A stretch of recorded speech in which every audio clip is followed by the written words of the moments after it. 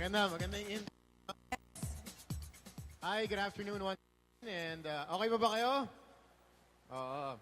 Alright, actually, sabi nila, kailangan ko daw bigay ng serious message. Kaya sabi ko, okay, don't smile, di ba? Ngayon. My name once again is G. I actually work for a radio station, 89.9, Boys Night Out, at 10 p.m. Tapos, yun, kamukha daw ako dun sa Itbulaga. Minsan daw, parang may turban. Ano yung pangalan nun? Chibaker. Hindi pati ako, hindi ko alam. Hindi. Kikwento ko lang sa inyo how yung career path, paano nangyari yan. Actually, nag-start po ako sa radio, bata sa college pa lang ako. Tapos, sa Magic, to RT. And then, ang shift ko pa noon, nag-aaral pa ako sa school noon. Tapos, ang shift ko noon, 9 to 3 in the morning, every day. So, hindi siya madali. Pero gusto ko yung ginagawa ko, tsaka mahal ko yung ginagawa ko. Binibigyan ko siya ng passion, di ba? So, alam niyo passion sa Tagalog. Ang passion sa Tagalog ay libog. Oo, kaya binibigyan ko ng napakaraming passion. So, since passionate ako sa ginagawa ko, kahit na late hours, ganyan, I still do it. Tapos yun, from there, umabot na sa, yun nga, sa TV, tapos sa isa pang radio station. And marami nagtatanong kung paano ko ginagawa yung ginagawa ko. Parang, kasi ang dami ko sinasabi, pero namang, diba, sa radio kasi, tsaka pati sa TV, ganyan, wala masyadong script, pero dire-diretso. So, actually, ang secret dyan ay, alam mo yan, maging observant ka lang. So, when you're talking to people, importante, ito yung mga tips na mabibigay ko sa inyo. When you communicate, napaka-importante to maintain eye contact. Di ba hindi nyo napapansin minsan pag may kinakausap kayo, hindi nyo natitignan sa mata? O kaya may kinakausap kayo, teacher nyo sa school, boss nyo sa office. Nag-uusap kayo, pero hindi ka naman talaga nakikinig, di ba?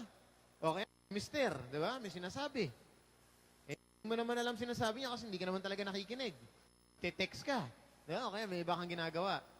Make sure, pag may kausap ka, maintain eye contact. Tignan niyo yung kinakausap niyo. And in the same way, kung kayo yung nakikinig, bigyan niyo ng respect and bigyan niyo ng proper amount of time yung kausap niyo. And all that, syempre, first, through eye contact. And listen, it's actually making, it's respecting the person, di ba? Hindi ba minsan nakakainis pag may kausap kayo tapos text, parang ang feeling nyo, hindi kayo bina-value, di ba? So it's just a matter of give and take eh. Di ba? So I think yun yung unang mabibigay ko is to really maintain, when you talk, maintain eye contact. When you listen, pakinggan mo yung tao. Importante yan. Second, nabi na ni Ms. O kanina, is to do what you want. Hindi yung mga masamang bagay, pero to do what you love. May kasabihan nga, if you don't wanna work forever, do something you love. Pero syempre, hindi naman pwedeng, hindi lahat, di ba? Minsan, ginagawa mo yung gusto mo, pero lang gagawin mo, di ba? You have to work, and you have to spend enough time also for recreation. Kasi kung trabaho ka lang ng trabaho, at one point, malulost ka eh. Mamawala ka sa magsang araw, parang, teka, nasaan yung mga kaibigan ko? Diba, yung family ko, nabigyan ko ba ng time? After some time, wala na eh, diba? Kasi sobra ka nang na-consume sa ginagawa mo, na nawala na yung social life mo. Kaya importante to always maintain that balance, diba? Nag-work ka, bigyan mo ng family mo, bigyan ng time friends mo, siyempre, bigyan mo rin ng time ang sarili mo. Napaka-important na mga bagay na yan kasi if you really wanna function well, gusto mo maging, you wanna be the best what you're doing, you have to take care of yourself. Diba? Kasi sa end naman, wala rin mag-alaga sa sarili mo, kundi ikaw. Ayan, so kung mga giyosi, ganyan. Diba? Mga umiinom, siyempre, ganyan, alam naman natin nakakasama sa health, diba? And like I said, at the end of the day, you have to look out for yourself. Diba? Siyempre, pag walang sakit, walang problema. You actually be able to live better and a healthier life. And, ang actually short lang.